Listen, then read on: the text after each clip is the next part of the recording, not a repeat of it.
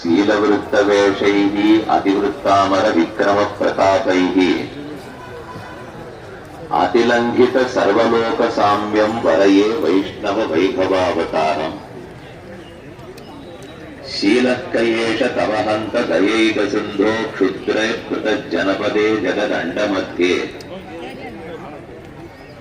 क्षोदीयसोऽपि जने जनस्य அத்திராவதீர்ய நனு லோச்சன கோச்சரோபு. சுவாமி கூரத்தாழ்வான் அதிமானுஷஸ்தவங்கிற பஞ்சஸ்தவத்தில் ஒரு நூலில் பகவத் அவதாரங்களின் பெருமையை கூறுகிறார். நாம் எப்படி உடலோட உடுப்போடு இருக்கிறோமோ, செயல்களோடு இருக்கிறோமோ,